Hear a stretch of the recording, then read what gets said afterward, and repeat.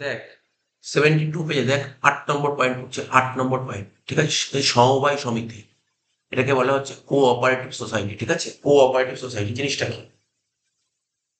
Cooperative মানে cooperative মানে ওই যে কোঅপারেট মানে সবাই মিলে সাথে চলবে এরকম একটা জিনিস। মানে দেখ এখানে লেখা আছে কোঅপারেটিভ সোসাইটি মানে কি? সমবায় কথাটির মূল অর্থ মানে মানেটা কি? সমবায় কথাটা কোঅপারেটিভ থেকেই এসছে, সমবায়। বলছি এর মেন মানে হচ্ছে মানে মূল অর্থ হচ্ছে মিলন। সমবায় কথাটার অর্থ হচ্ছে মিলন। সমবায়ের মূলনীতি কি? এটার মানে হচ্ছে মূলনীতি হচ্ছে সাম্য, ঐক্য, সহানুভূতি, সহযোগিতা, ঐচ্ছিক সম্মেলন, মিতব্যয়িতা ও শান্তি। মানে সমবায় কথাটা বলতে জিনিসটা কি? মানে সমব্যয় মানে কি? সমবায় মানে হচ্ছে তোর, সরি, সমবায় মানে কি? মিলন। ঠিক আছে, সবাই মিলে একসাথে থাকবে, মিলন হবে। যেমন এখানে কি আছে দেখ, সাম্য থাকবে, একতা থাকবে, সহানুভূতি থাকবে, সাহায্য করবে, বুঝতে পারলি তো, শান্তি থাকবে, এটা হচ্ছে সমবায়। সমাজবদ্ধ প্রাণী মানুষ, ঠিক আছে? এই সমাজ ব্যবস্থায় বিভিন্ন শ্রেণীর মানুষ বসবাস করে।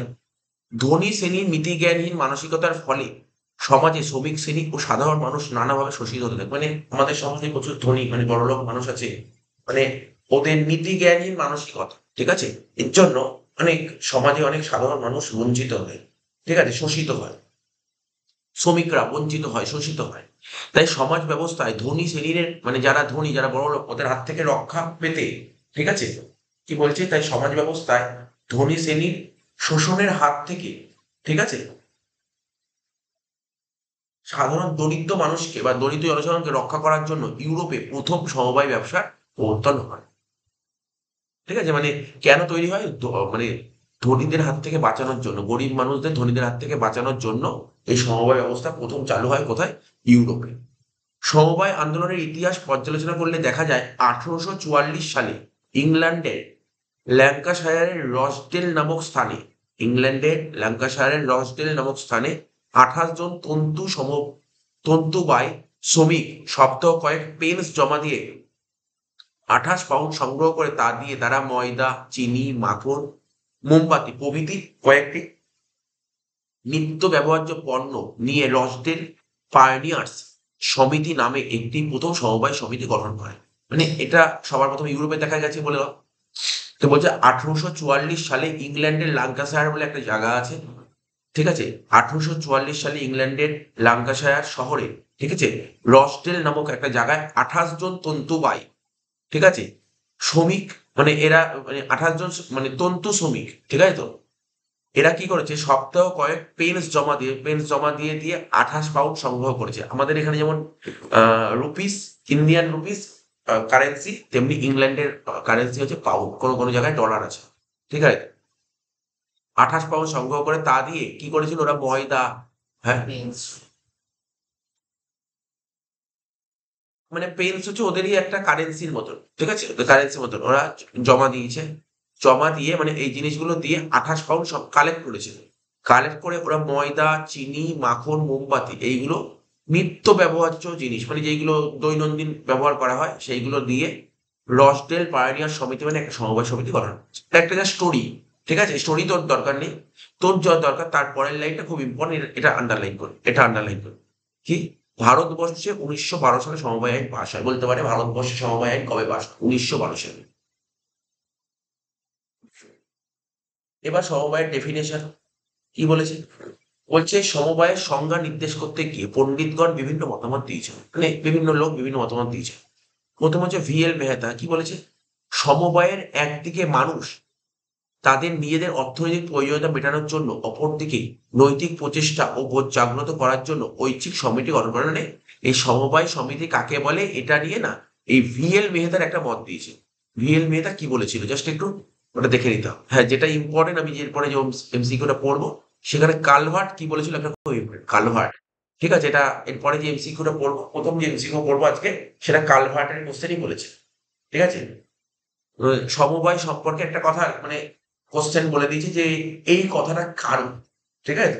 তো এখানে কালভার্ট কি বলেছে দেখ, সমবায় হলো এমন একটি সাংগঠনিক কাঠামো, সমবায় হচ্ছে একটা অর্গানাইজেশনাল স্ট্রাকচার যাতে মানুষ নিজেদের মধ্যে সমান অধিকারের ভিত্তিতে অর্থনৈতিক উন্নতির জন্য ঐচ্ছিকভাবে সমবেত হন, ঠিক আছে তো? মানে সবার সবার অধিকার, সমবায় হচ্ছে এমন একটা জিনিস, সবার সমান অধিকার থাকবে, মানে কারোর অধিকার বেশি কারোর অধিকার কম এরকম হবে না, সবার অধিকার সমান থাকবে। অর্থনৈতিক উন্নতির জন্য ঐচ্ছিকভাবে সমবেত হন, এটা কে বলেছিল? কালভার্ট বলেছে। এবার 1912 সালে, কিছুক্ষণ আগে পড়ালাম, ভারত সমবায় সমিতি আইনটা কবে পাশ হয়েছে? 1912 সালে। তো 1912 সালে 4 নম্বর ধারায় কি বলা হয়েছে? সমবায়ের নীতির ভিত্তিতে সদস্যদের অর্থনৈতিক অবস্থা বা স্বার্থের উন্নতির জন্য গঠিত সংস্থাই হলো সমবায় সমিতি। মানে কে কি বলেছে জাস্ট একবার পড়ে নিবি, বাট এখান থেকে এখনো পর্যন্ত আমার যে ইম্পর্টেন্ট লিখেছে কালভার্ট কি বলেছে এটা একটু পড়ে নিবি, ঠিক আছে?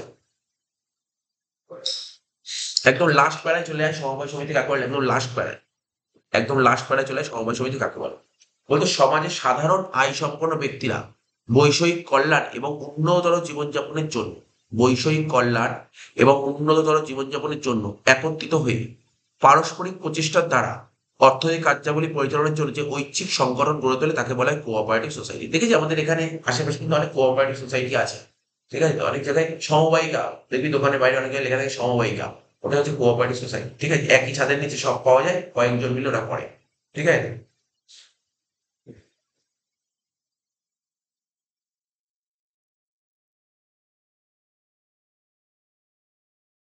এখানে বলেছে সাধারণ আয় সম্পন্ন, নর্মাল ইনকাম করে এরকম ব্যক্তিরা বৈষয়িক কল্যাণ, মানে ওরা কল্যাণ করবে, মানে ভালো কাজ করবে, ঠিক আছে, এবং উন্নতর জীবনযাপনের জন্য ওরা সবাই একসাথে হবে, একসাথে হয়ে সবার একটা প্রচেষ্টা থাকবে নিয়ে অর্থনৈতিক কার্যাবলী পরিচালনার জন্য একটা অর্গানাইজেশন গড়ে তোলে, এটাই হচ্ছে সমবায় সমিতি।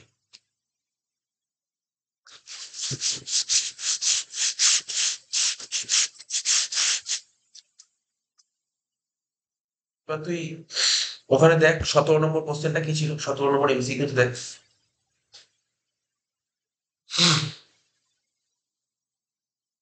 17 নম্বর এমসিকিউটা পড়, কি বলছে? সমবায় এমন একটি সাংগঠনিক কাঠামো যাতে মানুষ নিজেদের মধ্যে সমান অধিকারের ভিত্তিতে অর্থনৈতিক উন্নতির জন্য ঐচ্ছিক ও সমবেত হয়, এইমাত্র বললাম। এটা কে বলেছিল? কালভার্ট।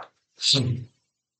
সমবায় হচ্ছে এমন একটি সাংগঠনিক কাঠামো, ঠিক আছে, যাতে মানুষ নিজেদের মধ্যে সমান অধিকারের ভিত্তিতে অর্থনৈতিক উন্নয়নে সচেষ্ট হন, তাকে বলা হয় সমবায়। এই কথাটা বলেছিল কালভার্ট। এরপরে 18 নম্বর কোশ্চেনটা কি বলেছে? মধ্যস্থ কারবারির কুফলের হাত থেকে, মধ্যস্থ কারবারি মানে বুঝতে পারছিস? মধ্যস্থ কারবারি মানে মিডিল ম্যান।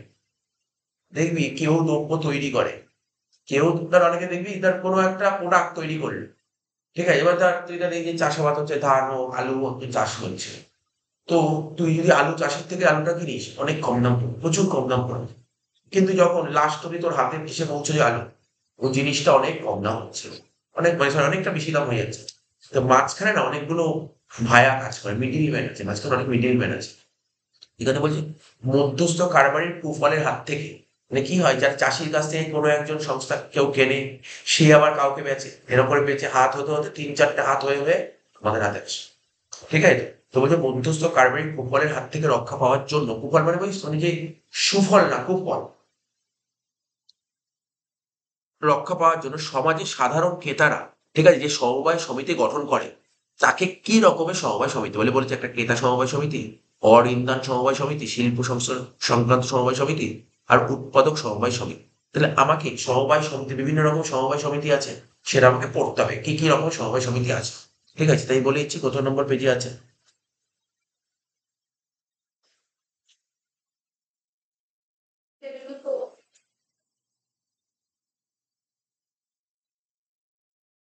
হ্যাঁ, ওই 8.4, ঠিক আছে, সমবায় সমিতি শ্রেণীবিভাগ কি কি আছে দেখ।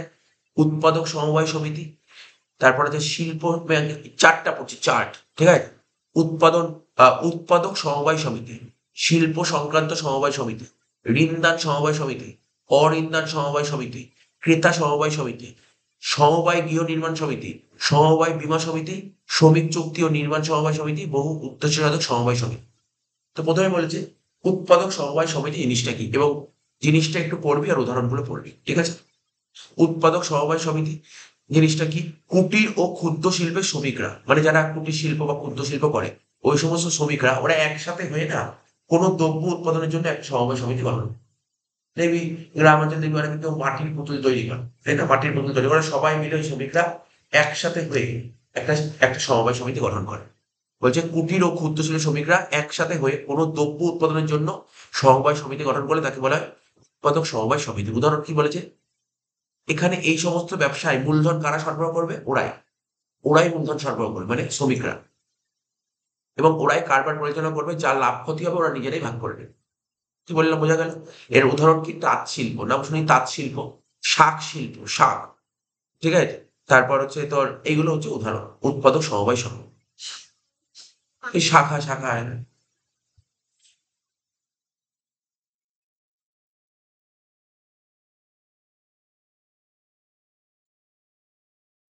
নেক্সট বলেছে কি? শিল্প সংক্রান্ত সমবায় সমিতি, ইন্ডাস্ট্রিয়াল কোঅপারেটিভ সোসাইটি। কি বলেছে? তা ইন্ডাস্ট্রিয়ালটা কি বলছে? উৎপাদক সমবায় সমিতির অন্তর্গত ক্ষুদ্রায়তন শিল্পের মালিকরা সংঘবদ্ধ হয়ে যে সমিতি গঠন করে। অনেকটা আগেরটা একের সঙ্গে দুইয়ের অনেকটা মিল আছে। ওটা ছিল উৎপাদক সমবায় সমিতি, আর একটা শিল্প সংক্রান্ত সমবায় সমিতি, ঠিক আছে? কি বলছে? উৎপাদক সমবায় সমিতির অন্তর্গত ক্ষুদ্রায়তন শিল্প মালিকেরা সংঘবদ্ধ হয়ে যে সমিতি গঠন। ক্ষুদ্রায়তন শিল্পের মালিকরা, উদাহরণ পর ভালো করে। বলছে এই সমিতির মেন উদ্দেশ্যটা কি? এই ইন্ডাস্ট্রিয়াল কোঅপারেটিভের উদ্দেশ্যটা কি? আধুনিক যন্ত্রপাতি ব্যবহার করা এবং সংঘবদ্ধভাবে কাজ করা। একসাথে কাজ করবে কিন্তু আধুনিক যন্ত্রপাতি ব্যবহার করবে। আর আগেরটা কি ছিল? আগেরটা ওরা হাতেই কাজ করবে, ঠিক আছে? বলছে এছাড়া এই সমবায় সমিতির অন্তর্ভুক্ত শিল্পগুলিকে প্রয়োজনীয় কাঁচামাল ও যন্ত্রপাতি সরবরাহ করা এবং উৎপাদিত পণ্য বিপণন ব্যবস্থা করা এর অন্যতম উদ্দেশ্য। তো এটা হচ্ছে শিল্প সংক্রান্ত সমবায় সমিতি। নেক্সট হচ্ছে ঋণদান সমবায় সমিতি। 1904 সালে সরকারি আইন অনুযায়ী কৃষক, কারিগর, মানে যারা তৈরি করে, লেবার টাইপের, ঠিক আছে তো, কৃষক, কারিগর, ব্যবসায়ী ইত্যাদি ব্যক্তি এবং প্রতিষ্ঠানকে স্বল্প ও দীর্ঘমেয়াদী ঋণ প্রদান করার জন্য যে সমবায় সমিতি গড়ে উঠেছে। তাহলে কত? 1904 সালে সরকারের একটা আইন অনুযায়ী কৃষককে সাহায্য করবে স্বল্প মেয়াদী বা দীর্ঘমেয়াদী লোন দিয়ে, কারিগরকে সাহায্য করবে, ব্যবসায়ীকে এদের সাহায্য করে যে সমবায় সমিতি গঠন হয় তাকে হয় ঋণদান। ঋণ দিচ্ছে, ঋণ দিচ্ছে না, ঋণদান সমবায় সমিতি। বুঝতে পারলি? নেক্সট বলছে অঋণদান সমবায় সমিতি। 1912 সালে আমি কিছুক্ষণ আগে বললাম সমবায় আইনটা পাশ হয়েছে কবে? 1912 সালে। 1912 সালে সমবায় সম্পর্কে যে আইন পাশ হয় তাতে ঋণদান সমিতি ছাড়াও অঋণদান সমিতি গড়ে তোলার অনুমতি দেয়া। এর ফলে বিভিন্ন অঋণদান সমিতি গঠিত হয়। এদের কাজটা কি? কৃষক সদস্য মানে যারা ফার্মার, ঠিক আছে, তাদেরকে কি করে বীজ, সার, কৃষি যন্ত্রপাতি এইগুলো সরবরাহ করে, ঠিক আছে? এটা হচ্ছে অঋণদান সমিতি, অঋণদান সমবায় সমিতি, ঠিক আছে? এবং কুটির শিল্পের মালিকদের কাঁচামাল, উৎপাদনের উপকরণ, ঠিক আছে, ইত্যাদি ন্যায্য মূল্যে বিক্রয়ের ব্যবস্থা করা। তাহলে অঋণদান সমবায় সমিতি ওই 1912 সালে যে সমবায় সমিতি আইন পাশ হয়েছে সেখানে ঋণদান ছাড়া সমবায় সমিতি অঋণদান সমিতি। এর মধ্যে এর উদ্দেশ্যটা কি? এর উদ্দেশ্য হচ্ছে যে ওই যে সমস্ত যারা ফার্মার আছে তাদেরকে বীজ দিয়ে সাহায্য করবে, সার দেবে, কৃষি যন্ত্রপাতি এগুলো সরবরাহ, এই জিনিসগুলো দেবে। আর কি দেবে? কুটির শিল্পের মালিকদের কি দেবে? কাঁচামাল, উৎপাদন উপকরণ ইত্যাদি ন্যায্য দামে বিক্রি করবে। এটা হচ্ছে অঋণদান। ক্রেতা সমবায় সমিতি, এটা খুব ভালো করে পড়ো। ক্রেতা মানে কনজিউমার কোঅপারেটিভ সোসাইটি, মধ্যস্থ কারবারির কুফলের হাত থেকে, যারা মিডিল ম্যান আছে ওদের কুফলের হাত থেকে।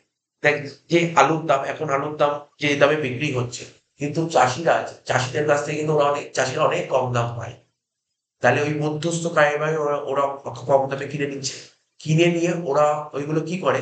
ওরা বেশি দামে বিক্রি করে, ওরা বেশি দামে বিক্রি করছে, কিন্তু যা অরিজিনালি যারা চাষি যে তৈরি করছে, যাদের দাম পাওয়া যায় তারা দাম পাচ্ছে, তারা অতিরিক্ত মানে খুবই কম দাম পায়, তারা অতিরিক্ত কম দাম পায়। কি বললাম বুঝতে পারলি? ওরা যে তৈরি করে ওরা দাম পায় না, ওরা সেই দাম পায় না, ঠিক আছে? তো এই মিডিল ম্যানের কুফলের হাত থেকে রক্ষা পাওয়ার জন্য সমাজে সাধারণ ক্রেতারা, ঠিক আছে, যে সমবায় সমিতি গঠন করে। তাহলে এটা কারা করবে? Middle man. এই মিডিল ম্যানের হাত থেকে বাঁচার জন্য, মিডিল ম্যানের হাত থেকে সাধারণ মানুষকে বাঁচানোর জন্য, ঠিক আছে, একটা সমবায় সমিতি গড়ে তোলা, এটাকে ক্রেতা সমবায় সমিতি বলে। এই সমিতি উৎপাদকের কাছ থেকে, ভালো করে শুনবি, উৎপাদক মানে যারা তৈরি করছে কিংবা বড় বড় ব্যবসায়ীর কাছ থেকে, যারা বড় বড় বিজনেসম্যান, ওদের কাছ থেকে এই ক্রেতা সমবায় সমিতি কি করবে? এই জিনিসগুলো কিনবে, কিনে নিয়ে লাভ করবে, কিন্তু কম লাভ করবে। কিন্তু যারা বিজনেসম্যান তারা প্রচুর লাভ করে, বিক্রি করে, কিন্তু সমবায় সমিতি প্রচুর লাভ করে না, ওরা মিনিমাম কিছু লাভ, অল্প লাভ করে, ঠিক আছে? তো এই স্বল্প লাভে সদস্যদের কাছে বিক্রির ব্যবস্থা করে, ঠিক আছে? কলকাতায় সমবায়িকা ও গ্রাম অঞ্চলে বহু ক্রেতা সমবায় সমিতি আছে। অনেক জায়গায় আমাদের এখানে অনেক জায়গায় আছে ক্রেতা সমবায় সমিতি আছে। ঠিক আছে? তো বলছে কলকাতায় সমবায়িকা আছে ও গ্রাম অঞ্চলে বহু ক্রেতা সমবায় সমিতি আছে। এই সমিতি সাধারণত নগদেই আচ্ছা এখানে বেসিক্যালি দেখা যায় জেনারেলি ক্যাশে ট্রানজাকশন, নগদে ক্রয় বিক্রয়। ঠিক আছে? ক্রেতা সমবায় সমিতির ৩ টে ভাগ আছে। একটা সমবায় ভান্ডার, একটা ভর্তুকিপ্রাপ্ত ভান্ডার, একটা সমবায়িকা। তারপর কি বলছে কোঅপারেটিভ হাউসিং সোসাইটি, সমবায় গৃহ নির্মাণ সমিতি। কি বলছে? সাধারণ মানুষের গৃহ নির্মাণ করার জন্য হ্যাঁ, ও দুটো সুবিধা অসুবিধা আমি আমি কি করছি আমি এখন যে এমসিকিউ গুলো পড়াবো ওখানে কোন মানে কি রকম সমবায় সমিতি আমি শুধু ওইটুকু পড়ছি না। তারপর ওখানে কোশ্চেনের সঙ্গে ম্যাচ করে ফেলি। সাধারণ মানুষের গৃহ নির্মাণ করার জন্য সাধারণ মানুষ মানে একদম একদম সাধারণ মানুষ। ঠিক আছে? মানে খুব বড়লোক না, জাস্ট মিডল ম্যান, মানে একদম সাধারণ মানুষ এটা। ঠিক আছে তো? আহ, ঠিক আছে তো? তারা গৃহ নির্মাণ করার জন্য বাড়িঘর তৈরি করবে, তা বাড়িঘর তৈরি করার জন্য ওদের সাহায্য লাগে। ঠিক আছে? ওদের সাহায্য করার জন্য যে সমবায় সমিতি গড়ে ওঠে তাকে বলে গৃহ নির্মাণ সমবায় সমিতি। তাহলে কাদের? সাধারণ মানুষ। বড় লোকদের কিন্তু সাহায্য করবে না, সাধারণ মানুষ। সাধারণ মানুষকে বাড়ি তৈরি করার জন্য, ঠিক আছে, বাড়ি তৈরি করার উদ্দেশ্যে সাহায্য করবে তাকে করার জন্য যে সমবায় সমিতি গড়ে ওঠে তাকে বলে গৃহ নির্মাণ সমবায় সমিতি। এমনি এখানে যখন এমসিকিউ যাবে তেমনি বুঝতে পারবে গৃহ নির্মাণ করেছে, তার মানে কি গৃহ সংক্রান্ত হবে। ঠিক আছে? শেয়ার বিক্রি ও আমানত নিয়ে যে তহবিল সৃষ্টি হয়। ঠিক আছে? এখন শেয়ার বিক্রি এর পরে যখন আমরা এর পরের টপিক করবো না, যৌথ মূলধনী কোম্পানি, ওখানে শেয়ার বলে হবে, শেয়ারের কথা বলা আছে। আর ক্লাস 12 অ্যাকাউন্টেন্সি শেয়ারের উপরই আছে। শেয়ার বিক্রি ও আমানত নিয়ে যে তহবিল সৃষ্টি হয়, ঠিক আছে, তা থেকে সদস্যদের গৃহ নির্মাণের জন্য ঋণ দেওয়া হয়। মানে এই যে মানে ধর ওখানে গৃহ নির্মাণ সমবায় সমিতি থেকে ধর সমবায় গৃহ নির্মাণ সমিতি থেকে কেউ আসলো, লোন চাইলো যে আমি বাড়ি করবো, লোন দাও। ওরা টাকাটা দেবে কোথা থেকে? ওরা যে ওরা যে ওরা কিছু তো মেম্বার ছিল, যে মেম্বার দিয়ে ওদের এটা মানে সমবায় সমিতি তৈরি করতে গেলে 10 জন লোক লাগে। 10 জন লোক লাগে। এবার ওরা তো শুরু করার সময় টাকা পয়সা নিয়ে আসবে। ওরা যে টাকা পয়সাটা নিয়ে আসবে, যে টাকাটা আসবে সেখান দিয়ে দিতে পারবে, বাইরে থেকে দিতে পারবে না। ওই টাকাটাই দেবে। তাই এখানে ভালো করে পড়, শেয়ার বিক্রি ও আমানত নিয়ে যে তহবিল সৃষ্টি হয়, ওদের যে ফান্ড তৈরি হচ্ছে, ক্যাপিটাল যে হচ্ছে, সেখান থেকেই কিন্তু সদস্যদের গৃহ নির্মাণের জন্য ঋণ দেওয়া হয়। আর ঋণের জামিন স্বরূপ এই যে ঋণ দিচ্ছে, এই জামিন মানে মর্টগেজ হিসেবে কি রাখবে? জমি ও প্রস্তাবিত বাড়ি বন্ধক রাখা জামিন হিসেবে। বুঝিস তো জামিন? তো বোঝাই যাচ্ছে, বুঝিস। বর্তমানে রাজ্য সরকারগুলি এই সমবায় সমিতিগুলিকে অর্থ সরবরাহ করে। এখন বর্তমানে আমাদের যে স্টেট গভর্নমেন্ট, বিভিন্ন স্টেটের যে গভর্নমেন্ট গুলো আছে, তারা কিন্তু সমবায় সমিতিকে টাকা পয়সা দিয়ে সাহায্য করছে এবং অন্যান্য সাহায্য প্রদান করে এদের উন্নতির জন্য সচেষ্ট হয়েছে। এখন আগে ছিল না, এখন আস্তে আস্তে ওদেরকে অনেক সাহায্য করা হচ্ছে। তা হচ্ছে সমবায় বীমা সমিতি, কোঅপারেটিভ ইন্স্যুরেন্স পলিসি। বলছে বীমাকারীরা মিলিত হয়ে যে সমবায় সমিতি গঠন করে, মানে যারা ইন্স্যুরেন্স ওরা মিলিত হয়ে একসাথে হয়ে যে সমবায় সমিতি গঠন করে। ঠিক আছে? এবং সমিতির মুনাফা হলে তার নিজেদের মধ্যে বন্টন করে। তাকে বলা হয় বীমাকারী সমবায় সমিতি। এর ফলে কৃষকদের মধ্যে শস্য বীমা, গো বীমা প্রসার লাভ করেছে। কি কি বীমা? শস্য বীমা, গো বীমা প্রসার লাভ করেছে এবং তাদের নিরাপত্তা সুনিশ্চিত করেছে। শ্রমিক চুক্তি ও নির্মাণ সমবায় সমিতি, শ্রমিকদের ন্যায্য মজুরি, কর্মের স্থায়ী ব্যবস্থা করা ও দারদের শোষণ বন্ধ করার জন্য যে সমবায় সমিতি গড়ে উঠেছে তাকে শ্রমিক চুক্তি ও নির্মাণ সমবায় সমিতি বলে। মানে যারা কাজ করে না, ওয়ার্কার, ওরা যাতে ন্যায্য মজুরি পায়। ঠিক আছে তো? ওদের কাজের একটা স্থায়ী ব্যবস্থা, মানে যে টেম্পোরারি না, একটা পার্মানেন্ট কাজ হবে। ঠিক আছে? এই ব্যবস্থা করবে। এবং ঠিকাদার মানে কি দেখবি যারা বাড়িঘর তৈরি করে না, যারা কন্ট্রাক্ট পাইবে যে আমার বাড়িটা তুমি করে দেবে, ঠিকাদারি বিজনেস। এটাকে ঠিকাদার মানে অনেক সময় কন্ট্রাক্টর বানাও। কন্ট্রাক্টে বাড়ি তৈরি করবে, পুরো তৈরি করবে কন্ট্রাক্টর, ঠিকাদারি। আর ঠিকাদারিরা যখন ঠিকাদার নেবে না, এবার ও আন্ডার যে সমস্ত রাজমিস্ত্রি লেবাররা থাকবে, ওদেরকে দিয়েও বেশি বেশি করে কাজ করানোর চেষ্টা করবে। কারণ যত কম সময় ওদেরকে দিয়ে কাজ করাবে ঠিকাদার তত বেশি লাভ হবে। কি বললে বুঝে? ঠিকাদার তত বেশি লাভ হবে। তো কি করে ওই ঠিকাদারদের শোষণ বন্ধ করার জন্য যে সমবায় সমিতি গড়ে উঠেছে তাকে বলা হয় শ্রমিক চুক্তি ও নির্মাণ সমবায় সমিতি। এবার যে বহু উদ্দেশ্য সাধক সমবায় সমিতি, একাধিক উদ্দেশ্য সাধনের জন্য পৃথক পৃথক সমবায় সমিতি সাধন না করে এক প্রকার সমবায় সমিতিকে গঠনকে বলা হয় বহু উদ্দেশ্য সাধক সমবায় সমিতি। উদাহরণটা পড়া যাক। সেবা সমবায় সমিতিগুলি বহু উদ্দেশ্য সাধক সমবায় সমিতি। সেবা সমবায় সমিতি, এরা ঋণদান ছাড়াও এরা কি করবে? ঋণদান ছাড়াও সার, যন্ত্রপাতি, বীজ প্রভৃতি সরবরাহ করে থাকে। শিক্ষা, স্বাস্থ্য, বাসস্থান প্রভৃতির উন্নতি সাধনও এই সমবায় সমিতির কাজ। বহু উদ্দেশ্য, অনেক কিছু উদ্দেশ্য থাকবে এদের। এদের কাজ শুধু ঋণ দেওয়াই নয়। ওরা যারা কৃষক তাদেরকে কি দেবে? ঋণ লোন দেওয়া ছাড়াও সার দেবে, যন্ত্রপাতি, বীজ আগেও বলেছি এইগুলো দেবে। এছাড়াও শিক্ষার ব্যবস্থা করবে, স্বাস্থ্য, বাসস্থান এইগুলোর উন্নতি করবে। ঠিক আছে? তাহলে তুই এবার নিশ্চয়ই 18 নম্বর এমসি করে চলে যা, তাহলে বুঝতে পারবি। কি বলছি? মধ্যস্থ কারবারির কুফলের হাত থেকে রক্ষা পাওয়ার জন্য, শুনিস কিন্তু, মিডিল ম্যানের কুফলের হাত থেকে রক্ষা পাওয়ার জন্য ক্রেতারা একটা সমবায় সমিতি তৈরি, এটাকে কি বলে? ক্রেতা সমবায় সমিতি। এবার কি বলছে? যৌথ মূলধনী কোম্পানি। যৌথ মূলধনী কোম্পানির একটা সুবিধা লেখো। তার আগে বলে দিই, যৌথ মূলধনী কোম্পানিকে ইংরেজিতে কি বলে? Joint stock company. Joint stock company. Company জিনিসটা কি? আজকে ধর আমি একটা বলছি কোম্পানি, সব জানতে হবে কোম্পানি জিনিসটা কি। এই কোম্পানির নাম হয়তো উদাহরণ করলে বলতে পারবি স্যার টাটা কোম্পানি একটা কোম্পানি, রিলায়েন্স কোম্পানি একটা কোম্পানি, এরকম কোম্পানি। ঠিক আছে? এখন যদি তুই বলিস যে স্যার কোম্পানির উদাহরণ মানে কোম্পানি জিনিসটা কি, আমি তোকে বলছি। আজকে যদি তোর ইচ্ছা থাকে রেল তৈরি করবি, ভালো করে শুনবি, যদি ইচ্ছা থাকে তোর রেল তৈরি করা, বুঝতে পারলি না কি বললাম? রেল তৈরি করা। আজকে যদি তোর ইচ্ছা থাকে বড় বড় ব্রিজ তৈরি করবি, ব্রিজ, ব্রিজ মানে বুঝতে পারছিস তো, যে বড় বড় ব্রিজে উড়ান গুলো হয়, তো বিভিন্ন জায়গায় বড় বড় ব্রিজ তৈরি হচ্ছে। তোর যদি মনে হয় যে তাহলে কি বললাম, রেল তৈরি করবি, ব্রিজ তৈরি, তোর যদি মনে হয় এই যে আমাদের এখানে ইলেকট্রিক কে চালাচ্ছে, সিএসসি ইউজ করছে, তোর যদি মনে হয় তুই বিদ্যুৎ তৈরি করবি, তো এইগুলো তৈরি করা একটা সাধারণ মানুষের পক্ষে সম্ভব নয়। সাধারণ মানুষের পক্ষে সম্ভব নয়। যদি সত্যি বিদ্যুৎ তৈরি করা সাধারণ মানুষের পক্ষে সম্ভব হতো, তাহলে আমাদের এখানে বিদ্যুৎ দিচ্ছে কে? সিএসসি। ও দিনের পর দিন রেট বাড়িয়ে যাচ্ছে, তাহলে তোর তো কম্পিউটার চলে আসছে। তো কম্পিউটার আছে কলকাতা শহরে। কলকাতা শহরে ইলেকট্রিক ইউজ করতে গেলে কার ইউজ করতে হয়? সিএসসি। সঞ্জীব গোয়েঙ্কা, ওর এর বাইরে কিন্তু কেউ নেই। ঠিক আছে? এটা হচ্ছে ও মনোপলি, মানে ও রেট বাড়িয়ে যাচ্ছে কিন্তু কেউ নেই। ওর সাবস্টিটিউট কেউ নেই। বুঝতে পারছিস? ওর সাবস্টিটিউট কেউ নেই। তো বুঝতে, এখন তাহলে তোর যদি মনে হয় যে কেন আসতে পারছে না, কেন? ওর সঙ্গে কম্পিটিশন টিকতে পারছে না, ওর প্রতিযোগী হতে পারছে না। কি বললাম? বুঝতে হবে তোকে। তার মানে তোর যদি মনে হয় যে রেল তৈরি করবি, রেল তৈরি করতে প্রচুর টাকা লাগবে। মানে তুই সীমিত টাকা নিয়ে রেল কখনো তৈরি করতে পারবি না, কোনোদিন তৈরি করা যাবে না। উড়ান বড় বড় যে ব্রিজ হবে, তো বড় বড় ব্রিজ তৈরি করতে কত টাকা লাগে? প্রচুর টাকা লাগে, কোটি কোটি টাকা লাগে। তাই একজন লোকের পক্ষে সম্ভব নয়, একজন লোক তো পারবেই না। পার্টনারশিপ বিজনেসও করা যায়, যারা পার্টনাররা মিলে বিজনেস করে তারাও করতে পারে না। তোর যদি মনে হয় বিশাল বড় বিজনেস করবি, প্রচুর বড় বিজনেস করবি, তখন কোম্পানি খুলতে হয়। কি বললাম বুঝতে পারলি? কোম্পানি কখন খুলতে হয়? যদি মনে হয় তোর বিজনেসটা বিশাল বড় হবে। বুঝতে পারলি? বিশাল বড়, বিশাল বড় মানে যেমন ধর পার্টনার মানে এক মালিকানা কারবারে মালিক কজন থাকে? একজন মালিক। ও বিজনেস কোনোদিন বড় হয় না। পার্টনারশিপ বিজনেস কজন থাকে? দুজন থেকে শুরু হয়, 2 থেকে 20 জন বলেছি। তাহলে এরকম বিজনেস হবে। তুই যদি মনে হয় বিজনেসটাকে আরো বড় করতে চাই, বিজনেসটাকে প্রচুর বড় করতে চাই, তখন তোকে কোম্পানি খুলতে হবে। এই যারা রেল তৈরি করে তাদের কিন্তু কোম্পানি আছে, যারা উড়ানপুল বড় বড় উড়ানপুল তৈরি করে একটা কোম্পানি আছে, যারা সিএসসি বিদ্যুৎ তৈরি করতে চায় তাদের বড় বড় কোম্পানি, একটা কোম্পানি আছে। যেমন আমাদের যে এখানে সিএসসি, কোম্পানিটার নাম সিইএসসি। যে বিদ্যুৎটা ওরা যে বিদ্যুৎ ইউজ করছে ওদের থেকে, ওদের কোম্পানিটার নাম দেখি তো ইলেকট্রিক ভিলেজ সিএস কোম্পানি। ওটা একটা কোম্পানি। তো ঠিক আছে, যদি মনে হয় তোমার বিজনেসটাকে বিশাল বড় করতে চাও, ঠিক আছে, তখন কোম্পানি। দেখ, এক মালিকানা কারবারের অসুবিধা দূর করার জন্য পার্টনারশিপ এসেছে, আর পার্টনারশিপের অসুবিধা দূর করার জন্য এসে কোম্পানি। স্যার কোম্পানির অসুবিধা? কোম্পানি কোনো অসুবিধা থাকবে না। কোম্পানি হচ্ছে এমন একটা জিনিস, তুই বুঝতে পারলি, এক মালিকানা কারবারে মালিক থাকবে একজন, পার্টনারশিপের মালিক থাকবে 2 থেকে 20 জন।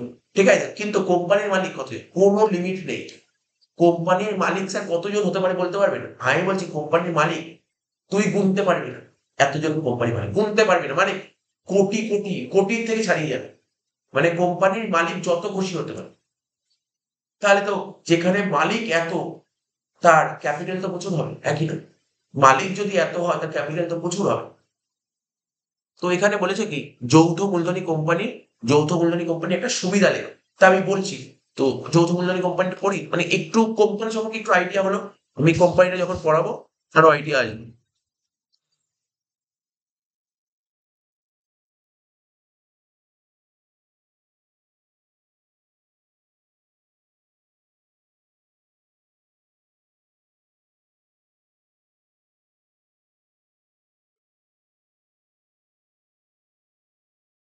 একাশি পাতা পেয়েছিস? 81 পেজ, এই বলছে একটা করে পয়েন্ট। প্রথম পয়েন্ট কি বলেছে দেখ, প্রভূত পুঁজি সংগ্রহ করা। বাংলাটা কেমন শুনতে লাগবে তোকে বলেছি। প্রভূত পুঁজি মানে কি? মূলধন। আজকে ধর এক মালিকানা কারবারের মালিক একজন, ঠিক আছে, টাকা ওই একজনকে নিয়ে আসতে হবে। পার্টনারশিপ বিজনেস মালিক 2 থেকে 20 জন, কারা নিয়ে 2 থেকে 20 জনই নিয়ে আসবে। কিন্তু কোম্পানির মালিক কি? অসংখ্য লোক। তাহলে কি মনে হয় কোন বিজনেসে সবচেয়ে ক্যাপিটাল বেশি হবে? কি মনে হয় কোন বিজনেস ক্যাপিটাল সবচেয়ে বেশি হবে? কি মনে হয়? কোম্পানিতে, অফকোর্স কোম্পানির ক্যাপিটাল বেশি হবে। তো বলছে কি, বৃহদায়তন কারবার গঠন করতে, অর্থাৎ তুই যে কারবারটা, তুই যে বিজনেসটা করলি, সেই বিজনেসটা যদি খুব বড় হয়, সেটা গঠন করতে প্রচুর টাকার প্রয়োজন, প্রচুর টাকার প্রয়োজন। যৌথ মূলধনী কারবারের মাধ্যমে বিশেষত সার্বজনীন কোম্পানি, মানে স্যার এখানে সার্বজনীন কোম্পানি জিনিসটাকে আমি তোকে বলবো। কোম্পানি দু রকমের হয়, একটা ঘরোয়া কোম্পানি হয়, একটা সার্বজনীন কোম্পানি। ঘরোয়া কোম্পানিকে ইংরেজিতে বলা হয় প্রাইভেট কোম্পানি, আর সার্বজনীন কোম্পানিকে ইংরেজিতে বলা হয় পাবলিক কোম্পানি। পাবলিক কোম্পানি কি বললাম, কি বললাম বল? কোম্পানি করা করে বলে ইংলিশে মনে রাখ, প্রাইভেট কোম্পানি আর পাবলিক কোম্পানি। তা সার্বজনীনকে ইংরেজিতে বলা হয় পাবলিক কোম্পানি। বলছে যৌথ মূলধনী কারবারের মাধ্যমে বিশেষত পাবলিক কোম্পানিতে বহু সংখ্যক ব্যক্তির অর্থ একত্রিত করে যথেষ্ট মূলধন সংগ্রহ করা যায়। মোট কথা ভাই, কোম্পানির প্রথম সুবিধা হচ্ছে এখানে প্রচুর ক্যাপিটাল, এখানে প্রচুর ক্যাপিটাল আসে, ব্যাস এত বেশি জানতে হবে না। কোম্পানির প্রথম সুবিধা হচ্ছে কোম্পানিতে প্রচুর টাকা হয়, প্রচুর ক্যাপিটাল আসে, কারণ এখানে তো মালিক প্রচুর। 2 নম্বর আইনগত সত্তা। নিবন্ধিত প্রতিষ্ঠান। আচ্ছা, কোম্পানি খুলতে গেলে তোমাকে রেজিস্ট্রেশন করতে হবে, রেজিস্ট্রেশন মাস্ট, ঠিক আছে। তো বলছে নিবন্ধিত প্রতিষ্ঠান হিসেবে যৌথ মূলধনী কোম্পানি আইনগত পৃথক সত্তা লাভ করে, আইনগত পৃথক সত্তা লাভ করে। অর্থাৎ এর ফলে কোম্পানি নিজের নামে সম্পত্তি কেনাবেচা করতে পারে, কোম্পানি নিজের নামে সম্পত্তি কেনাবেচা করতে পারে এবং অন্য পক্ষের সঙ্গে চুক্তি করতে পারে, যেটা এক মালিকানা কারবার পার্টনারশিপে ছিল না। ঠিক আছে, এক মালিকানা কারবার পার্টনারশিপে কি ছিল? মালিকের নামে পণ্য কেনাবেচা করতে হতো, মালিকের নামে, যা হতো মালিকের নামে, এখানে কোম্পানির নামে। বুঝতে পারলি? একটা ধর টাটা কোম্পানি, ও ধর মনে করলো একটা বিল্ডিং কিনবে, টাটা কোম্পানির নামে বিল্ডিং কিনবে, ঠিক আছে, টাটা কোম্পানির নামে বিল্ডিং কিনবে। তো এখানে বলেছে কি আইনগত সত্তা। তাহলে যৌথ মূলধনী কারবারে কি করে? আইনগত পৃথক সত্তা লাভ করে। লাইনটা আন্ডারলাইন করে। যৌথ মূলধনী কোম্পানি কি করে? আইনগত পৃথক সত্তা লাভ করে, আইনগত পৃথক সত্তা লাভ করে, ঠিক আছে, আইনগত পৃথক সত্তা, এইটা লিখবে। আর এখানে কি হয়? কোম্পানি, কোম্পানি কিন্তু নিজের নামে কেনাবেচা করতে পারে, নিজের নামে কেনাবেচা, কি বললাম? নিজের নামে সম্পত্তি বা গুডস কেনাবেচা করতে পারে। শেয়ার হস্তান্তরযোগ্য। আমি তোকে বলছি শেয়ার সম্পর্কে একটু শুনে রাখ। শেয়ার মানে কিছু, শেয়ার কাগজ। আজকে ধর আমার ইচ্ছা হয়েছে টাটা কোম্পানির মালিক হতে, তাহলে আমি টাটা কোম্পানির শেয়ার কিনেছি, ঠিক আছে। এবার আমার যদি মনে হয় আমার ভালো লাগছে না, আমি এই শেয়ারটা, ভালো লাগছে মানে এই শেয়ারের দাম এখন অনেক বেড়ে গেছে, আমি যে দামে শেয়ার কিনেছিলাম সেই শেয়ারের দাম এখন প্রচুর হয়ে গেছে, আমি চাইলে শেয়ারটা বেঁচে দিতে পারি। তার মানে কি, আজ ধর সাপোজ ধর আজ আমার কাছে শেয়ার ছিল, সেই শেয়ারটা তোর কাছে চলে গেল। আবার তোর যদি মনে হয় তুই আবার ওকে বেচতে পারিস, তাহলে কি হচ্ছে? শেয়ার এক জায়গা থেকে আরেক জায়গায় বারবার হচ্ছে, তাহলে শেয়ারটাকে হস্তান্তর যোগ্য। কি বললো বুঝলি তো? শেয়ার, এখানে দেখ পর, যৌথ মূলধনী কারবার শেয়ার হস্তান্তর যোগ্য, ঠিক আছে। প্রয়োজনে অনায়াসে শেয়ার হস্তান্তর করে শেয়ার মালিকের নগদ অর্থ পেতে পারে। ব্যাপারটা কি হয়?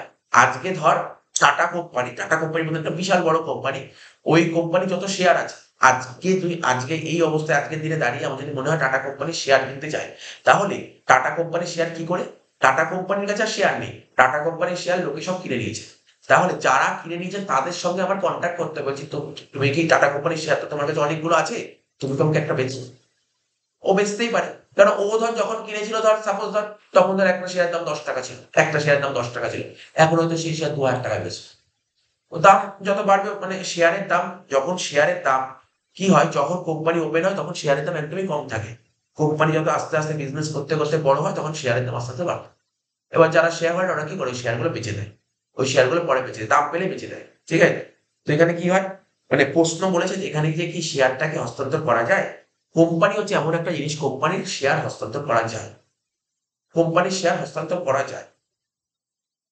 আচ্ছা, একটা কথা ধর, আমি বলছি এক মালিকানা কারবারে মালিক যদি মরে যায়, তাহলে কি বিজনেস বন্ধ হয় কি বন্ধ হয় না? বন্ধ হয়ে যাবে। ভাব, কোম্পানির মালিক তো প্রচুর, ধর কোটি কোটি লোক মালিক, একজন লোক মারা গেল, কোম্পানি বন্ধ হবে কোনোদিন? কোনোদিন বন্ধ হবে না। যে মারা যাবে তার শেয়ারটা তার ফ্যামিলির কেউ পেয়ে যাবে, ঠিক আছে। বা তোমার যদি শেয়ার থাকে তুমি শেয়ারটা বেঁচে দিবে। তাহলে কি বুঝতে পারলি? মানে প্রশ্ন হলো, কোম্পানির শেয়ার কি হস্তান্তর করা যায়? হ্যাঁ, হস্তান্তর করা যায়। বোঝা গেল? কারণটা বুঝতে পারলি? এবার বলছে সীমাবদ্ধ দায়। এক মালিকানা কারবার। আজকে তুই ব্যবসা শুরু করার সময় ব্যাংকের থেকে 5 লাখ টাকা লোন করেছিস। ব্যবসা শুরু করার সময় তুই ব্যাংকের থেকে 5 লাখ টাকা লোন লোন করেছিস। এবার ব্যবসা যদি বন্ধ করে দিস, এই ব্যবসা চলছে না, লস হচ্ছে, ব্যবসা বন্ধ করে দিচ্ছি, তখন কি করতে হবে? তোর বাড়ি ঘর বেচে ব্যাংকের টাকা শোধ করতে হবে। তার মানে এক মালিকানা কারবারে দায় ছিল প্রচুর। ঠিক আছে? পার্টনারশিপ বিজনেসেও বলেছিলাম দায় প্রচুর। ধর ৩ জন পার্টনার মিলে ব্যবসা শুরু করেছিস। সবাই ব্যাংকের থেকে টাকা ধার ফার করে ব্যবসা শুরু করেছে। ব্যবসা লসের আগ পর্যন্ত ব্যবসা বন্ধ করে দিল। তাহলে কি করতে হবে? সবাই যে যত টাকা ধার করে সেই ধারটা তাকে মেটাতে হবে। ঠিক আছে? এখানেও প্রচুর দায় ছিল। এখানেও প্রচুর দায় ছিল। কিন্তু কোম্পানিতে না কোম্পানির দায় সীমিত দায়। কোম্পানির দায় সীমিত হয়। কি বললাম বুঝতে পারলি? তাহলে বুঝতে পারলি? তোকে যদি কখনো দেয় আ বলতে পারে যে অ্যা সীমিত দায় বিশিষ্ট। সীমিত দায় কার? এক মালিকানা কারবার। সীমিত দায়কে ইংরেজিতে বলে লিমিটেড লায়াবিলিটি। লিমিটেড লায়াবিলিটি কার? এক মালিকানা কারবার, পার্টনারশিপ বিজনেস নাকি কোম্পানি? তখন বলতে হবে কোম্পানি। সীমিত দায়, লিমিটেড লায়াবিলিটি, লিমিটেড লায়াবিলিটি। দেখ এখানে কি বলেছে? সীমাবদ্ধ দায়। সীমাবদ্ধ দায়কে ইংরেজিতে বলা হয় লিমিটেড লায়াবিলিটি। বলছে শেয়ার মালিকদের দায়িত্ব এখানে শেয়ারের মূল্য দ্বারা সীমাবদ্ধ। আজকে ধর টাটা কোম্পানিতে ধর আমি ইনভেস্ট করছি ৳১,০০,০০০। তাহলে আমি কত টাকা, মানে টাটা কোম্পানি যদি কোনো লসে রান করে তার জন্য আমি কতটা দায়বদ্ধ? আমি ৳১,০০,০০০ অব্দি দায়বদ্ধ, তার বেশি আমি দায়িত্ব নেব। এটা হচ্ছে নিয়ম। বৃহদায়তন উৎপাদন। ঠিক আছে? এখানে মূলধন তো প্রচুর, ক্যাপিটালটা প্রচুর। যেহেতু এখানে ক্যাপিটাল প্রচুর, তাই এখানে প্রচুর বড়, বড় বিজনেস গড়ে তোলা সম্ভব হয়। কর্মসংস্থান, কি মনে হয় কোথায় সবচেয়ে চাকরি বেশি হয়? কোম্পানিতে? অফকোর্স কোম্পানির চাকরি বেশি হবে। বলছে যৌথ মূলধনী কোম্পানির আকার, আয়তন বৃহৎ হয়, এই কারণে বহু মানুষের কর্মসংস্থান হয়।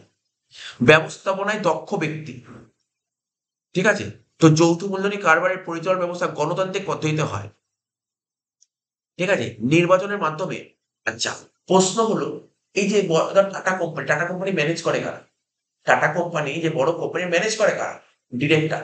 কোম্পানি যার ডিরেক্টর হয় সে ম্যানেজ করে। বুঝেছিস? কি বললাম? যেমন রতন টাটা, ওরা হচ্ছে টাটা কোম্পানির ডিরেক্টর। আম্বানি টাটা কোম্পানির ডিরেক্টর এরা। এরা ডিরেক্টর। ঠিক আছে? বলা হয় এরা মালিক। এরা মালিক না কিন্তু। মানে মালিক তো অবশ্যই।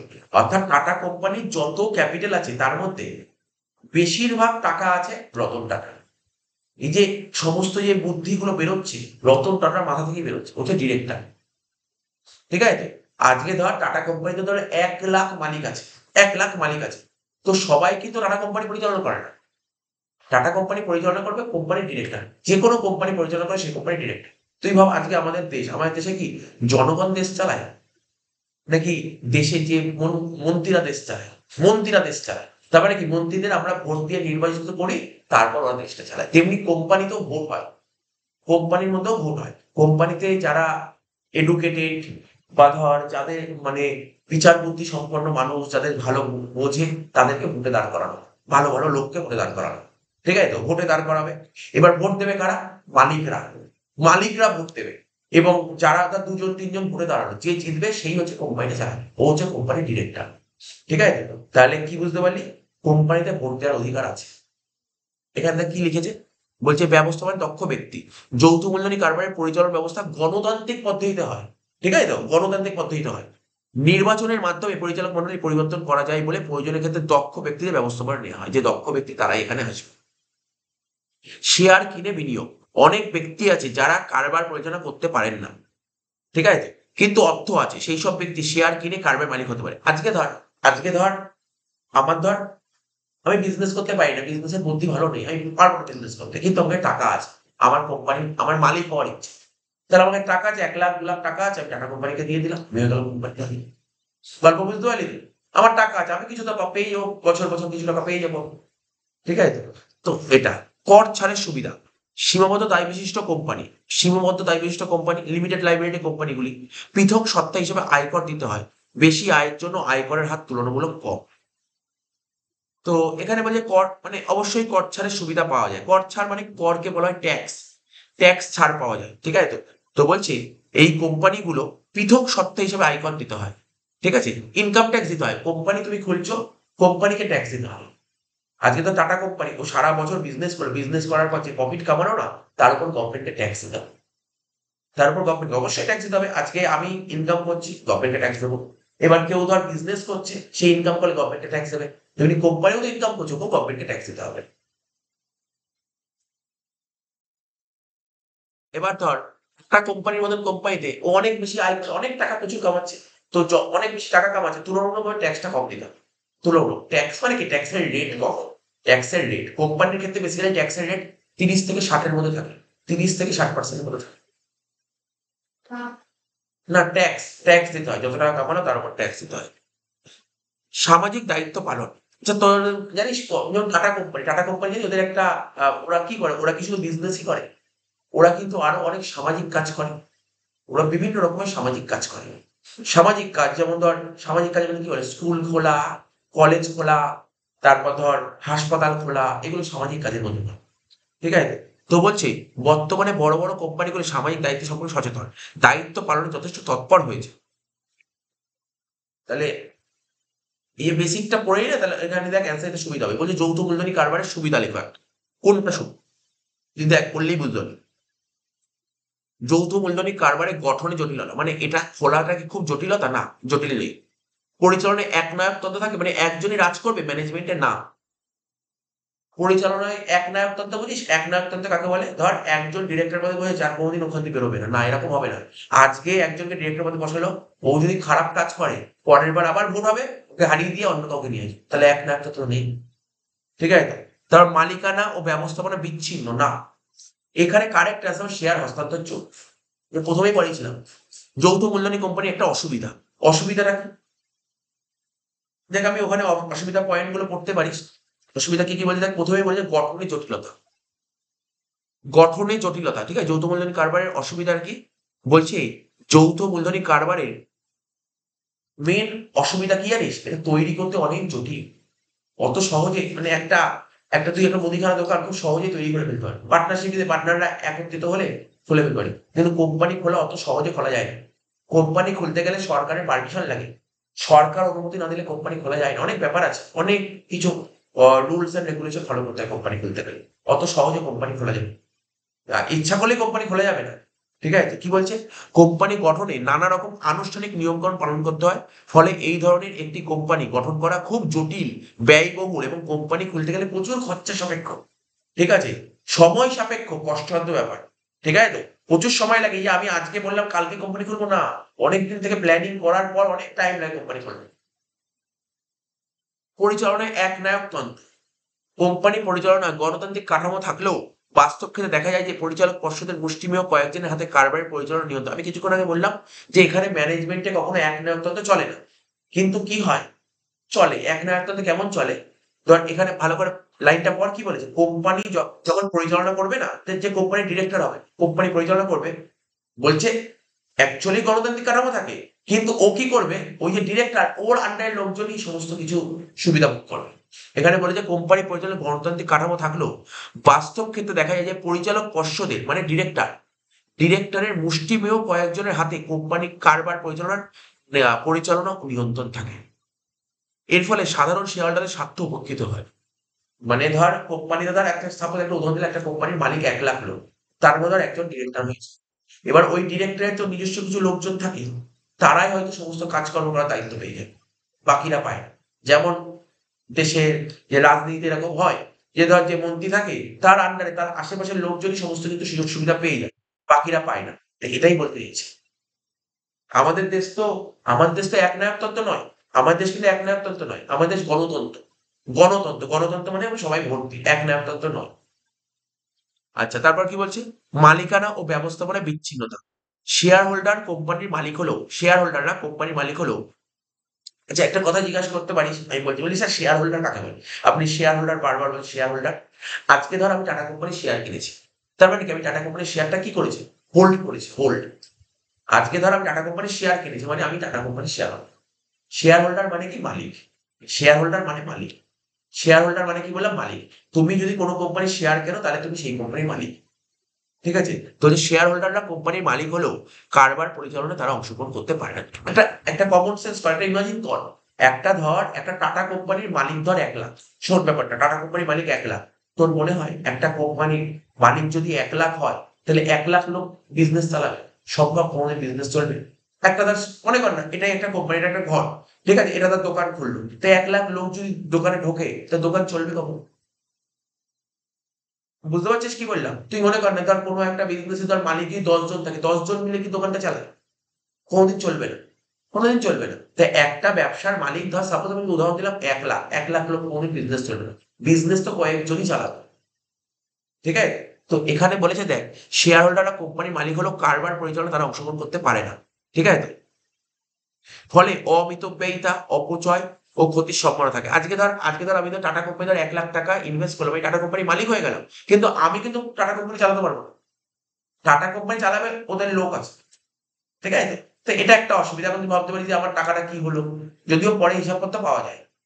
ঠিক আছে? অ্যানুয়াল রিপোর্ট বেরোয়, সেখানে হিসাবপত্র পাওয়া যায়। উৎসাহ ও উদ্যম, বলছে উদ্যম ও উৎসাহের অভাব। সাধারণত কোম্পানি পরিচালনার ভার বেতনভোগ কর্মচারীদের হাতে থাকে। এই যে কোম্পানি কারা ম্যানেজ করে জানিস তো? যারা বেতনভোগ কর্মচারী, যারা চাকরি করে তাদের হাতে কিন্তু কোম্পানিটা পরিচালনার দায়িত্ব থাকে। ঠিক আছে? তারা কারবারের লাভ লোকসানের অংশীদার না হওয়ায় তাদের মধ্যে কাজের গাফিলতি, উদ্যম, উৎসাহের অভাব দেখা যায়। আজকে তুই ধর একটা ব্যবসা করলি, তুই ব্যবসার যদি ক্ষতি হয় তাহলে তুই ব্যবসাটা খুব আরো লেবার দিবি, ব্যবসায় টাইম দিবি, প্রচুর টাইম দিয়ে যাতে ব্যবসায় লাভ করা যায়। কিন্তু টাটা কোম্পানির মতন বড় বড় কোম্পানি চালাচ্ছে কারা? যারা চাকরি করে তাদেরকে দিয়ে কাজ করানো হচ্ছে। ওরা তো জানছে মাসের পর মাস আমি বেতন পেয়ে যাবো। ওদের অত খাটনির ব্যাপার নেই। গল্পটা বুঝতে পারছিস কি বলতে চাইছে? আজকে তুই যদি একটা বিজনেস করিস, তুই কি চেষ্টা করবি যে বিজনেসটাকে অনেক বড় করার, খাটবো। কিন্তু তুই যদি একটা তোর বিজনেসে একজনকে লোক রাখিস কাজ করার জন্য, ও কি করবে? আমার ডিউটি 10টা থেকে 5টা ওইটুকুই ডিউটি করবে। আমার যতটা ডিউটি ততটাই করবে, এর চেয়ে বেশি তো করবো না। কিন্তু তুই কি সেটা করবি? না, এটা করবি না। তো এটা হচ্ছে উৎসাহ উদ্দীপনার অভাব দেখা যায়। ঠিক আছে? কোম্পানিতে সামাজিক অবিচার, এই জাতীয় কারবারে শ্রমিক মালিক সম্পর্কের অবনতি হয়। এই কারবারে কি হয়? মালিক আর শ্রমিকের সম্পত্তির সম্পর্কের অবনতি হয়। বুঝতে পারছো? মালিকের সঙ্গে কর্মচারীদের বা লেবারদের সম্পর্ক ডাইরেক্ট কানেকশন হচ্ছে না বেশি। মালিক তো অর্ধেক সময় আসতেই না। ঠিক আছে? মুষ্টিমেয় ব্যক্তির হাতে মানে মুষ্টিমেয় ব্যক্তি মানে বেশ কিছু ব্যক্তির হাতে, লোকের হাতে বিত্ত ও সঞ্চয় প্রভৃতি সামাজিক অবিচারগুলো দেখা যায়। এর ফলে অধিকাংশ শেয়ার হোল্ডারদের স্বার্থ ক্ষুণ্ণ হয়। মানে এই বিজনেসে কি হয়? মালিক আর কর্মচারীদের মধ্যে সম্পর্কের অবনতি দেখা যায়। ফাটকাবাজি, বলছে অনেক সময় বাস্তব ক্ষেত্রে দেখা যায় কোম্পানির ডিরেক্টররা নিজেদের স্বার্থ সিদ্ধির জন্য হিসাবে গরমিল মানে অ্যাকাউন্টসে কারচুপি করে, ম্যানুপুলেট করে। ঠিক আছে? ম্যানুপুলেট করে, কারচুপি করে। অর্থাৎ কোম্পানির আর্থিক অবস্থা সম্পূর্ণ গোপন করে ইচ্ছা মতো শেয়ারের মূল্য হ্রাস বৃদ্ধি করে। এইভাবে ফাটকাবাজি মানে স্পেকুলেট এর মাধ্যমে শেয়ার হোল্ডাররা প্রবঞ্চনা করে নিজেরা লাভবান হয়। মানে ব্যাপারটা বুঝি, ফাটকাবাজিটা কিভাবে হয়? মানে অনেক সময় দেখা যায় কোম্পানির ডিরেক্টররা নিজেদের স্বার্থ সিদ্ধির জন্য ওরা কি করে? শেয়ারের দাম কখনো বাড়িয়ে দেয় বা কমিয়ে দেয়, নিজেদের স্বার্থ সিদ্ধির জন্য।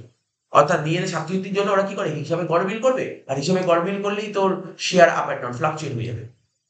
তো বলছে কোম্পানির আর্থিক অবস্থা সম্পূর্ণ গোপন করে ইচ্ছা মতো শেয়ারের মূল্যের হ্রাস বৃদ্ধি করে। এইভাবে ফাটকাবাজির মাধ্যমে, ঠিক আছে, শেয়ার হোল্ডারদের বঞ্চিত করে নিজেরা লাভবান হয়। কারা লাভবান হয়? ডিরেক্টর। সরকারি নিয়ন্ত্রণ, যৌথ মূলধনী কোম্পানিগুলির উপর সরকারি নিয়ন্ত্রণ বিশেষভাবে উল্লেখযোগ্য। বিভিন্ন পরিস্থিতিতে সরকার কোম্পানির কাজকর্ম পরিচালনায় হস্তক্ষেপ করতে পারে। এর ফলে কোম্পানিগুলির পূর্ণ স্বাধিকার বজায় থাকে না। মানে অ্যাকচুয়ালি কোম্পানিগুলো যেখানে খোলা হয় না সেখানে সরকার হস্তক্ষেপ করে। ঠিক আছে? সরকার হস্তক্ষেপ, এই যে যেমন বলছি, এই যে ধর আমি তোকে বলছি, এই যে সিএসসি যে শুনেছিস তো, মানে রেট বাড়িয়ে দিয়েছে, ইলেকট্রিক রেট বাড়িয়ে দিয়েছে। এখানে কিন্তু স্টেট গভর্নমেন্ট হস্তক্ষেপ করতে পারে। স্টেট গভর্নমেন্ট বলতে পারে তুমি কেন রেট বাড়িয়েছো, রেট কমাও। এরা হস্তক্ষেপ করতে পারে, ক্ষমতা আছে ওর। হ্যাঁ, কিন্তু পারে। যাই হোক, তো এটা করতে পারে, ওর ক্ষমতা আছে। ও বলতে পারে না রেট বাড়াতে হবে। সেইকে বলছিল যে আমাকে না জানিয়ে রেট বাড়িয়েছে। তো এবার হচ্ছে স্বজন পোষণ। সিএম বলছিল স্বজন পোষণ, শেয়ার হোল্ডারদের নিষ্ক্রিয়তার সুযোগ নিয়ে অনেক ক্ষেত্রে পরিচালকদের যোগ্যতা অপেক্ষা স্বজন পোষণ, ব্যক্তিগত স্বার্থসিদ্ধি প্রভৃতির দিকেই লক্ষ্য থাকে। এতে ব্যয় বৃদ্ধি ও দক্ষতা হ্রাস পায়। তো এখানে কি বলেছে দেখ, যৌথ মূলধনী কোম্পানির অসুবিধা কি? মোটামুটি পড়লি, এবার তুই বুঝতে পারবি এখানে কোন পয়েন্টটা অসুবিধার মধ্যে হতে পারে। যেমন বৃহদায়তন উৎপাদন, যৌথ মূলধনী কোম্পানির একটা সুবিধা ছিল বৃহদায়তন। কোম্পানিতে সবচেয়ে বেশি মানে মেন মেন ফায়দাটা কি, মেন অ্যাডভান্টেজটা কি? প্রচুর উৎপাদন করা যায়, কর্মসংস্থান, প্রচুর কাজ হয়, ব্যবস্থাপনা দক্ষ। ঠিক আছে? দক্ষ ব্যবস্থাপনা যৌথ মূলধনী কোম্পানি, এটাও সুবিধা। সুবিধা নয় কোনটা? এখানে উদ্যম ও উৎসাহের অভাব দেখা যায়। কেননা তুই একটা একটা তুই যদি যে মালিক ব্যবসা সারাক্ষণ যাতায়াত করতে পারছে, ও যতটা উৎসাহ নিয়ে কাজ করবে, কিন্তু কোনো লেবার বা ওয়ার্কার বা এমপ্লয়ীদের রাখলে ওরা কি সেই উৎসাহে কাজ করে? বোধ করবে। বলছে সমবায় সমিতির কোনটা সুবিধা নয় মানে অসুবিধা?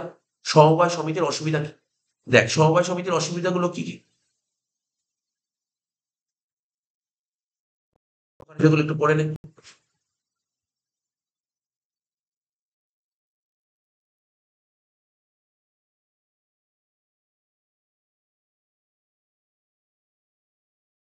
দেখ, কত নম্বর পেজ? ৭৭ নম্বর পেজ। সমবায় সমিতির বেশ কিছু অসুবিধা আছে। ঠিক আছে?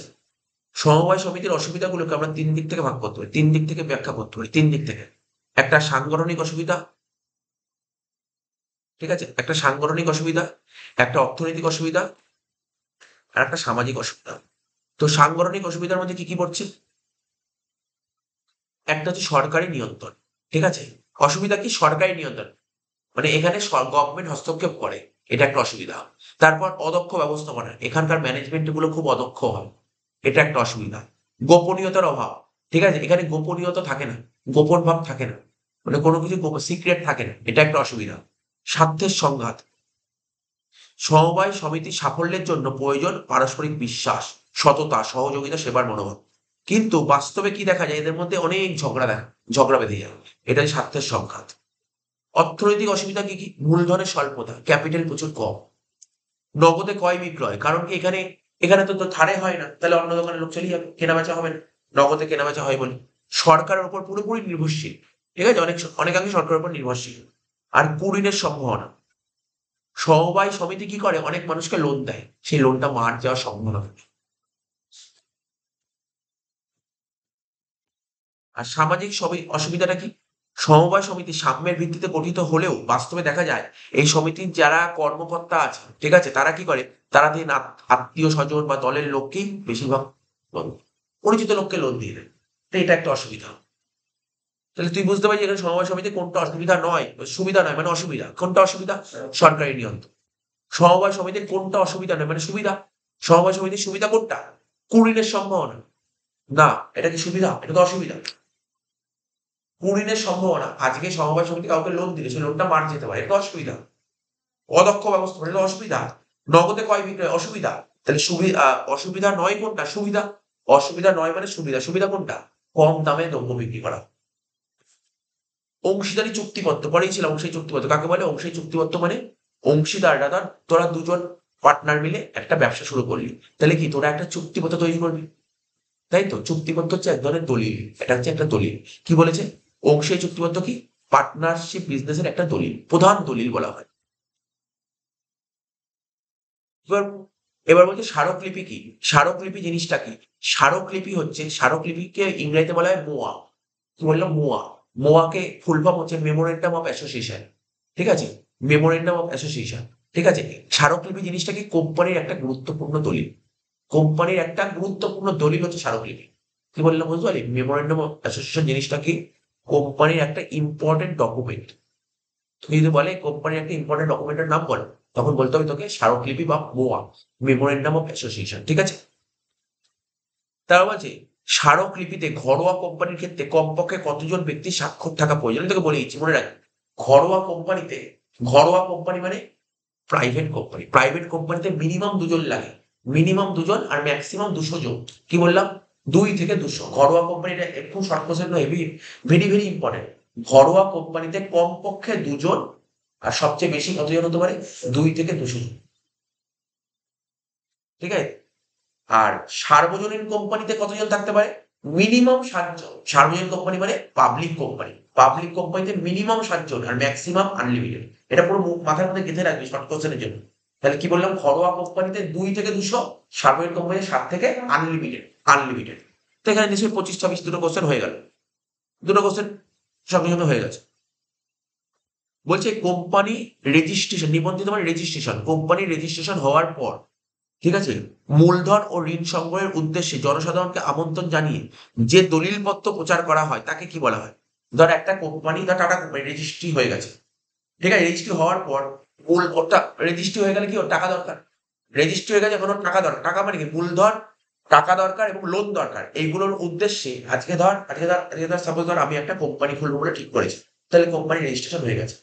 তাহলে কোম্পানি খুলতে গেলে কি লাগবে? টাকা লাগবে। টাকা ছাড়া কোম্পানি হবে না, হবে না। কোম্পানি খুলে গেলাম, সাপোজ আর আমাদের কোচিং সেন্টার একটা কোম্পানি খুললাম, commerce guide private limited company খুলে রেজিস্ট্রেশন হয়ে গেল। এবার টাকা লাগবে। টাকা না হলে আমি বিজনেস করবো কি করে? ঠিক আছে? টাকা লোকে, তারপর আমার জানাতে হবে, লোককে বলবো যে আমি একটা আমার কোচিং সেন্টার ওপেন করলাম। ঠিক আছে? এই কোচিং সেন্টার শুধু লোকাল এরিয়ায় চলবে না, মোটামুটি অনেক জায়গায় পুরো এরিয়ায় চলবে। মানে পুরো সারা ভারত চলবে, এরকম বড় কোচিং সেন্টার চলবে যেখানে সমস্ত সাবজেক্ট পড়ানো হবে। সমস্ত কিছু যত রকমের পড়াশোনা সব পড়ানো হবে। তাহলে আমার সেখানে তো প্রচুর টাকা লাগবে। যেমন তোরা নাম শুনেছিস যে ফিজিক্স ওয়ালা, আর্ন একাডেমি, ওরা তো সে একটা জায়গায় চলে, ওরা তো সারা দেশের মধ্যে ছড়িয়ে আছে। তো ওদের কি একজনের টাকায় চলছে? পুরো একটা কোম্পানি হিসেবে কাজ করে। তাহলে ওরা লোককে জানাতে হয়েছে যে আমি এটা একটা এডুকেশন সেক্টর খুলেছি, কোম্পানি খুলেছি, কেউ যদি ইনভেস্ট করতে চাও আমাদের কোম্পানি ইনভেস্ট করতে পারো। তাহলে লোকে যখন ইনভেস্ট করে তখনই আমার ক্যাপিটাল বাড়বে। এবার যদি ক্যাপিটাল মানে শেয়ার বিক্রি করে যা টাকা তুলতে পারলাম, যা পারলাম তখন মার্কেট থেকে লোন করবো। তাই এখানে বলেছে এর জন্য লোককে জানাতে হবে।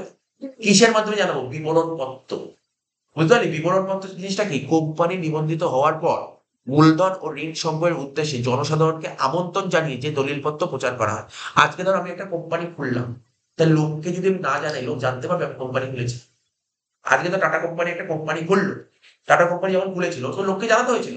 ও যদি লোককে না জানাতো তাহলে কোম্পানি খুলতো না। তার কোম্পানি মানে এই লোককে জানাবে কিসের মতো? জানাবে বিবরণ পত্রের মতো জানাবে। আমি আরো ভালো বলছি যে তোরা যে স্কুলে ভর্তি হয়েছিস, যে তোরা যে বা বিভিন্ন মানুষের স্কুল বলে, স্কুলের না একটা বই থাকে জানিস? স্কুলের একটা প্রসপেক্টাস বলে একটা জিনিস হয়। প্রসপেক্টাস নাম শুনেছিস তো? যে স্কুলে কোন টিচার পড়ায়, স্কুলের হিস্ট্রি, ব্যাকগ্রাউন্ড, বুঝতে পারলি? যেখানে সব লেখা থাকে সমস্ত, এটাকে স্কুলের একটা বই থাকে, ওটাকে বলে প্রসপেক্টাস। বা আজকে ধর আমি একটা কোনো কলেজে ভর্তি হবো বলে ঠিক করেছি, সেখানে তাদের প্রসপেক্টাস দিতে হবে। নাহলে আমি ওই কলেজে কেন ভর্তি হবো? ওর ফ্যাকাল্টি কি সব জানতে হবে, কি সুযোগ সুবিধা সব দেখতে হবে। তো এটা হচ্ছে প্রসপেক্টাস বা বিবরণ পত্র।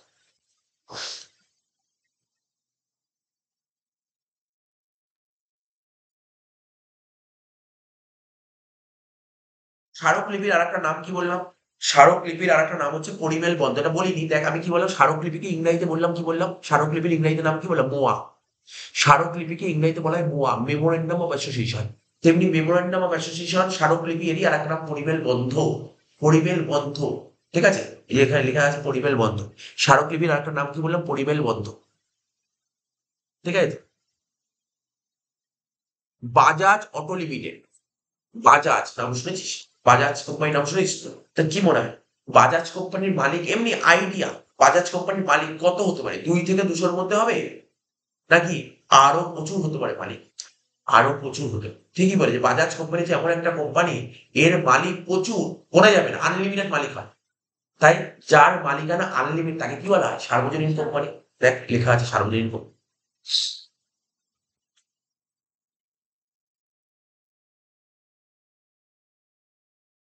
এবার বলছে কি ঘরোয়া কোম্পানির বৈশিষ্ট্য কি বলেছে? দেখ ঘরোয়া কোম্পানির বৈশিষ্ট্য কি হতে পারে? ঘরোয়া কোম্পানির বৈশিষ্ট্য, ঘরোয়া কোম্পানিকে ইংরেজিতে কি বলা হয়? এইমাত্র বলেছিলাম, ঘরোয়া মানে প্রাইভেট, আর সার্বজনীন মানে পাবলিক।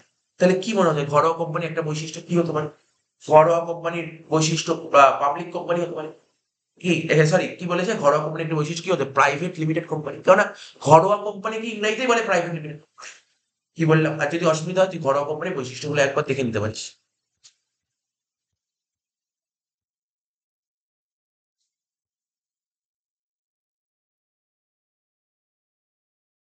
82 পাতায় চলে আয়, 82 পাতা, 82 পাতায় চলে আয়।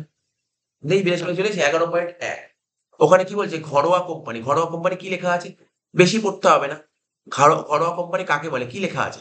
বলছে পরিমেল নিয়মাবলীর বিধান অনুযায়ী, মানে নিয়ম অনুযায়ী। ঠিক আছে? ন্যূনতম 2 জন আর সর্বোচ্চ 200 জন, বললাম কিছুক্ষণ আগে। ন্যূনতম 2 জন আর সর্বোচ্চ 200 জন, 2 থেকে 200।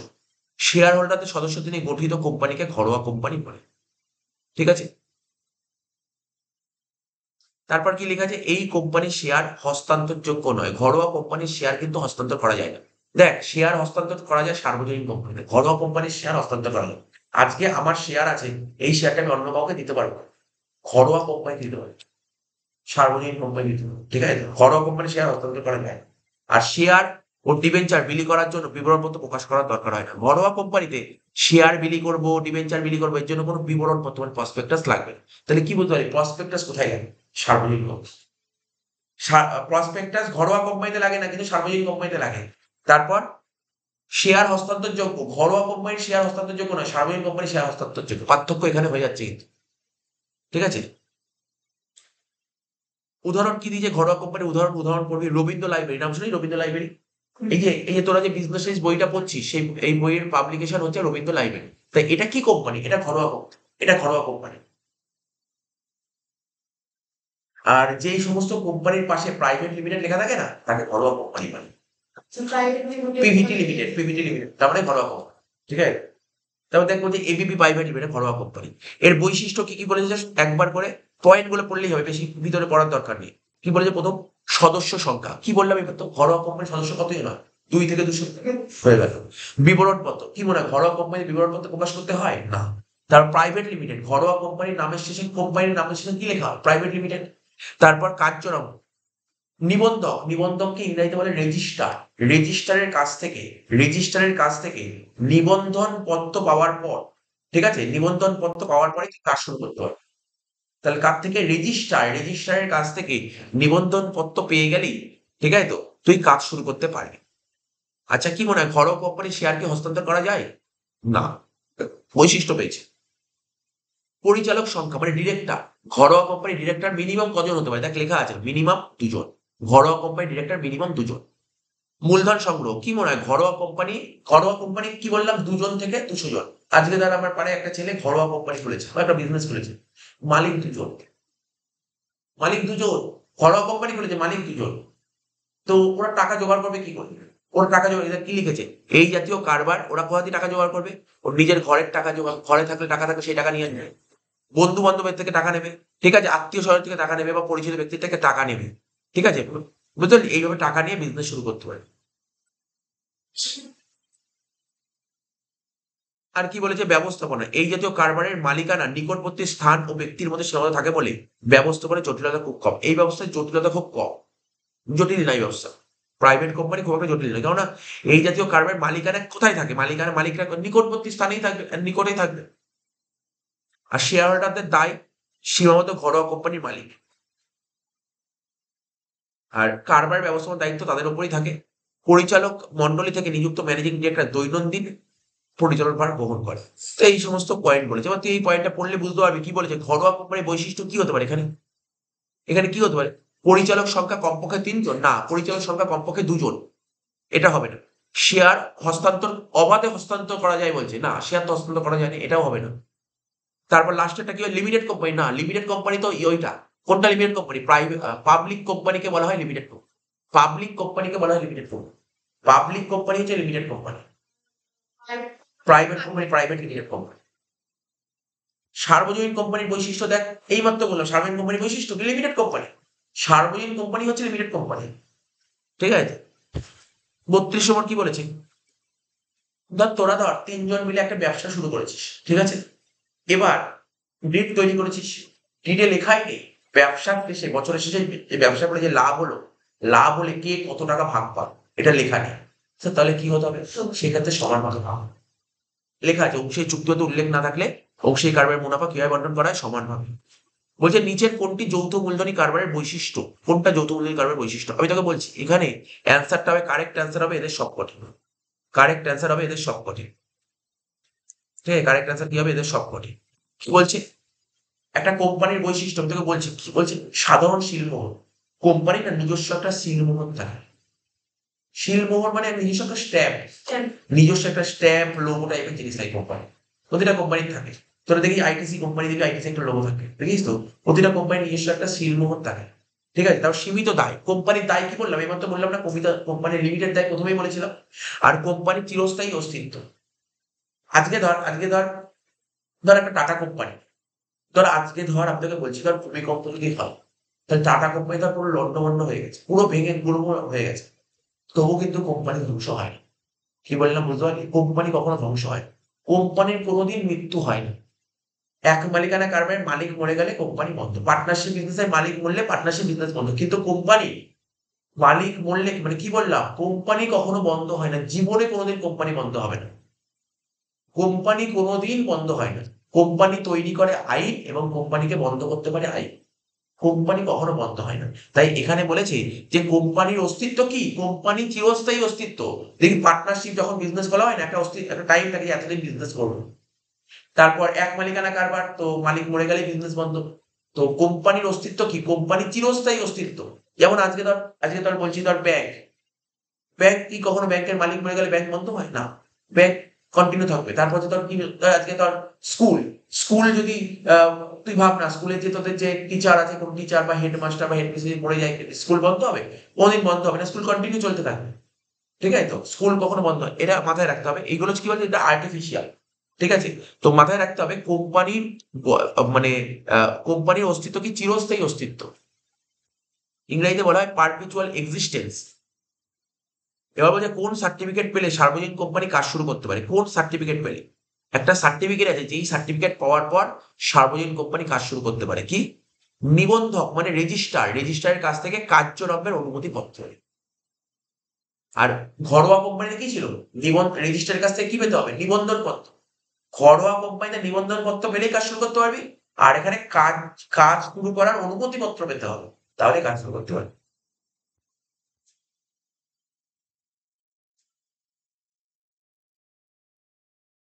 লাস্ট কোশ্চেন পড়বো আজকে।